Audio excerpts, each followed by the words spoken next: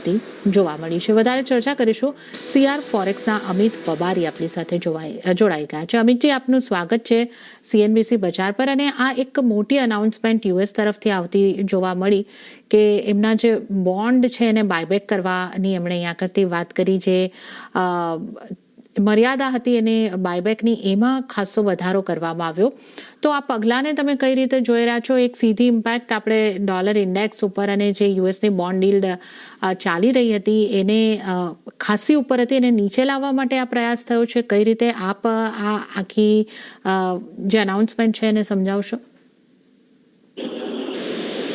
પેલા આપણે જે આ યુએસએ અનાઉન્સમેન્ટ કર્યું એનો રીઝન સમજવાની કોશિશ કરીએ કે યુએસએ આ વસ્તુ આ સ્ટેપ કેમ લીધો. યુએસની અંદર સૌથી મોટો કન્સર્ન એમ હતો કે 10 યર યીલ્ડ અને 30 યર યીલ્ડ જે છે એ રેકોર્ડ લેવલમાં વધતી હતી.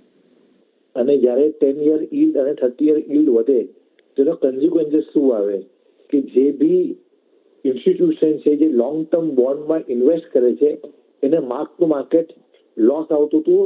અને અગર એ જઈને બોન્ડને વેચે તો રિયલાઇઝ લોસ બી થતું હતું. તો યુએસનું એવું કન્સર્ન હતું કે આપણે આ જે વધતી યીલ્ડ છે એને રોકવાનો કાંઈ ના કાંઈ સ્ટેપ લઈએ. ભલે એને આ સ્ટેપ લીધો છે, લેકિન સ્ટ્રક્ચરલી જ્યાં સુધી યુએસનો ડેટ લેવલ ઓછો નહીં થાય ત્યાં સુધી કંઈ મોટું યીલ્ડમાં ટેમ્પરરી ફોલ આવી શકે છે, પણ લોંગ ટર્મમાં અમને લાગતું નથી કે યીલ્ડમાં કંઈ ઘટાડો આવશે.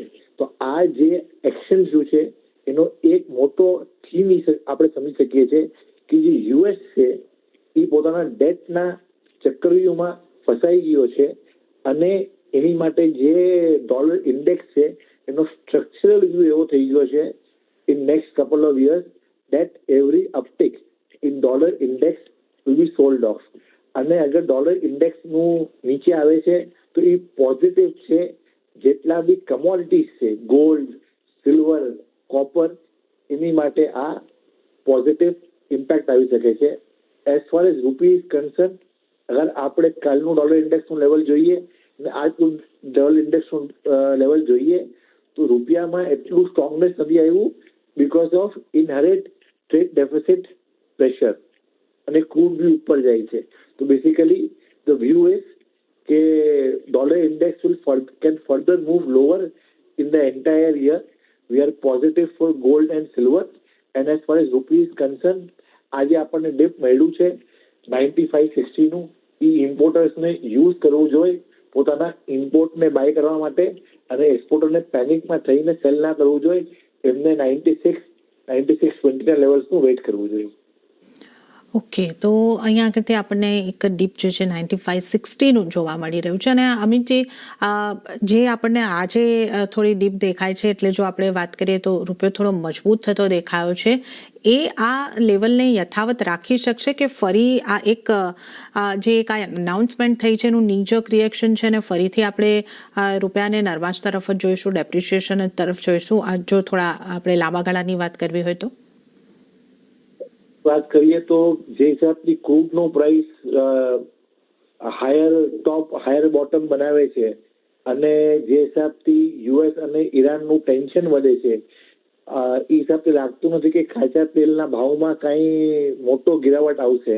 તો બેસિકલી અગર oil prices are moving higher then rupee because of international pressure, rupee will get weaker towards 96.20 to 96.5 kind of a level. તો આ લેવલની આસપાસમાં ઇમ્પોર્ટર્સને પોતાનું ઇમ્પોર્ટ બાય કરી અને હેજ કરવું જોઈએ અને એક્સપોર્ટર્સને 96.20 માટે વેઇટ કરવું જોઈએ. ઓકે, તો આપણે અહીંયા ખાસ કરીને વાત કરી કે જે આ પગલાં લેવામાં આવ્યા છે યીલ્ડને લઈને બાયબેક કરવાના યુએસ તરફથી, એની ઇમ્પેક્ટ આજે આપણે બધી જ કોમોડિટી ઉપર પણ જોઈ છે, કરન્સી પર પણ જોઈ છે. કોમોડિટીની ચર્ચા આપણે આગળ કરીશું, કરન્સીની આપણે વાત કરી. અને અમિતજી, આપનો આભાર અમારી સાથે જોડાવા બદલ અને આ વિશેષ ચર્ચા અમારી સાથે કરવા બદલ આપનો આભાર.